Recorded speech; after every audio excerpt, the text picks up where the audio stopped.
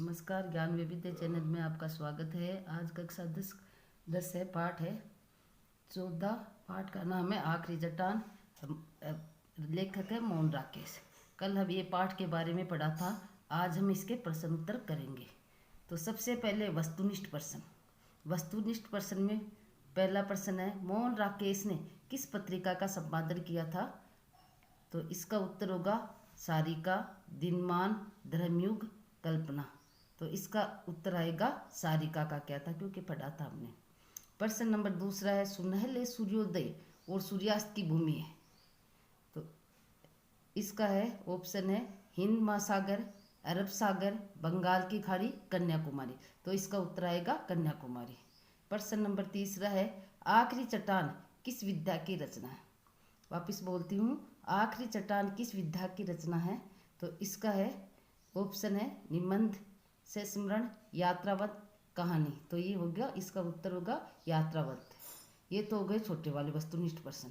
आगे चलते हम अति लघुतरात्मक प्रश्न में, जो एक एक लाइन वाले है। तो प्रश्न नंबर पहला है, आखिरी चट्टान यात्रावत में लेखक ने किस भव्य सौंदर्य का वर्णन किया है? तो इसका उत्तर होगा आखिरी चट्टान यात्रावत में लेखक ने कन्याकुमारी और उसके समीपवर्ती सागर तट के भव्य सौंदर्य का मार्मिक वर्णन किया। ये हो गया इसका उत्तर। अगला प्रश्न है, लेखक सूर्यास्त की दिशा में क्यों चलने लगा था? लेखक सूर्यास्त की दिशा में क्यों चलने लगा था? तो इसका उत्तर होगा, उसे दूर पश्चिम तट रेखा के एक मोड़ पर पीली रेत का एक ऊंचा टीला नजर आ रहा था। लेखक उस टीले पर जाकर सूर्यास्त का दृश्य देखना चाहता था। सूर्यास्त हो रहा था, उसको दृश्य को वो देखना चाहता था। अगला प्रश्न है, आखिरी चट्टान की तरफ जा रही मिशनरी युवतियां किस समस्या पर विचार कर रही थी? वापस बोलती हूँ, आखिरी चट्टान की तरफ जा रही मिशनरी युवतियाँ किस समस्या पर विचार कर रही थी? तो इसका उत्तर होगा, आखिरी चट्टान की तरफ जा रही मिशनरी युवतियाँ मोक्ष की समस्या पर विचार, किस पर समस्या पर कर रही थी? मोक्ष की समस्या पर विचार कर रही थी। प्रश्न नंबर चौथा है, तीनों ओर के क्षितिज को आंखों में समेटता में कुछ देर भूला रहा कि मैं हूँ, और एक जीवित दूर से आया यात्री एक दर्शक। लेखक की ऐसी स्थिति क्यों हुई थी? लेखक की ऐसी स्थिति किस कारण से हो गई थी? तो इसका उत्तर होगा, कन्याकुमारी के प्राकृतिक वातावरण में बिखरे सौंदर्य को देख रहा था। कन्याकुमारी का प्राकृतिक सौंदर्य बहुत ही सुंदर था, उसको देखकर लेखक अभिभूत हो गया था, जिसके कारण वह कुछ समय के लिए अपनी स्थिति को भूल गया था कि मैं क्या हूँ। अगला प्रश्न है पांचवा, कन्याकुमारी में किन किन तीन सागरों का संगम होता है? कन्याकुमारी में किन तीन सागरों का संगम होता है? तो इसका उत्तर होगा, कन्याकुमारी में अरब सागर, हिंद महासागर और बंगाल की खाड़ी, इन तीन सागरों का संगम होता है, संगम इस मिलते हैं। अगला प्रश्न है छठा, कि विवेकानंद ने कहाँ समाधि लगाई थी?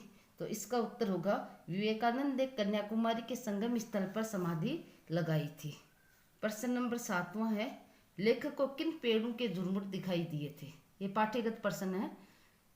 तो इसका उत्तर होगा, लेखक को नारियल के पेड़ों के झुरमुट दिखाई दिए थे। ये सभी पाठ्यगत ही चल रहे हैं, और इसमें से थोड़े बहुत अन्य महत्वपूर्ण भी थे। प्रश्न नंबर 8वां है, कन्नानौर के होटल में लेखक क्या भूल आया था? कि कन्नानौर के होटल में लेखक क्या भूल आया था? तो इसका उत्तर होगा, कन्नानौर के होटल में लेखक अपने हाथ से लिखे 80-90 पन्ने वहीं मेज की दराज में भूल से छोड़ आया था। प्रश्न नंबर 9वां है, कन्याकुमारी भारत के किस राज्य में है? कन्याकुमारी भारत के किस राज्य में है? इसका उत्तर होगा, कन्याकुमारी भारत के तमिलनाडु राज्य में स्थित है। अब है लघुतरात्मक प्रश्न। प्रश्न नंबर 10वां, सूर्यास्त के समय समुद्र के पानी का इसका उत्तर होगा, सूर्यास्त के समय सबसे पहले समुद्र का पानी सुनहरे रंग का था, सुनहरे रंग का हुआ।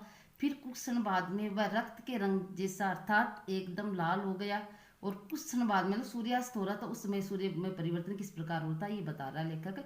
कुछ क्षण बाद रक्त जैसा रंग भी धीरे धीरे बैंगनी और बैंगनी से काला पड़ गया, क्योंकि सूर्यास्त पूरी तरह से अस्त हो गया था। इस प्रकार सूर्यास्त के समय ज्यों ज्यों सूर्य बिंब समुद्र के धरातल में डूबता रहा, समुद्र के पानी का रंग क्रमशः सुनहरा, लाल, बैंगनी एवं काले रंग में परिवर्तित हो गया था।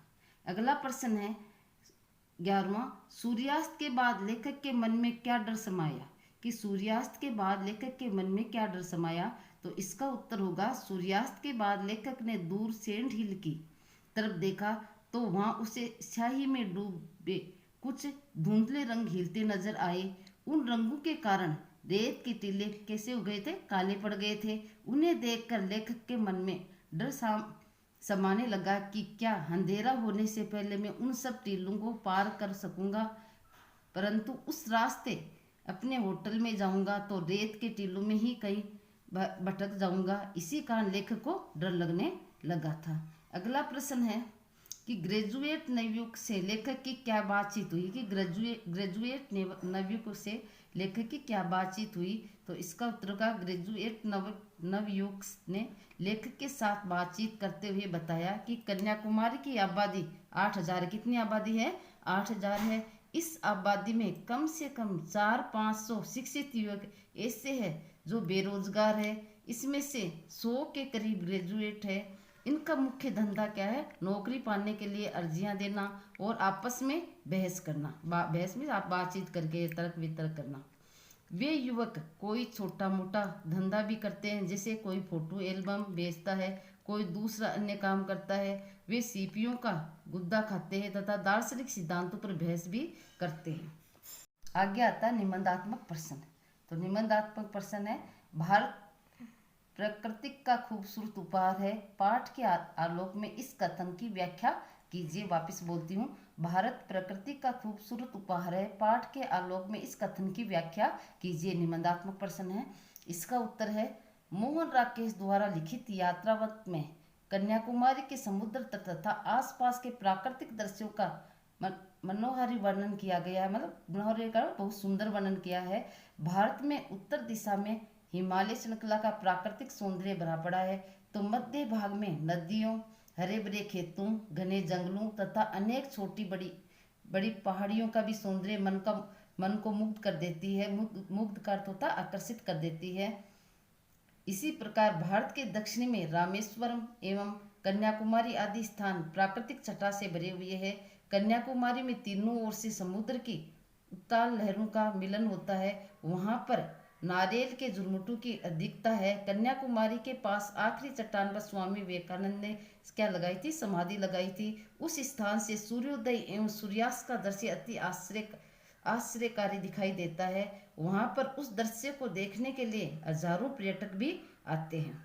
कन्याकुमारी के समुद्र तट पर रेत के टीले भी अति आकर्षक लगते हैं। इस प्रकार वहां पर प्रकृति का खूबसूरत उपहार देखने को मिलता है। इस प्रकार प्राकृतिक सौंदर्य की दृष्टि से भारत का विशेष महत्व है। ये हो गए आपके इस पाठ के प्रश्न उत्तर है। आपको इसको वीडियो देखना भी है, याद भी करने और नोट भी करने हैं। नमस्कार, आज के लिए इतना ही है।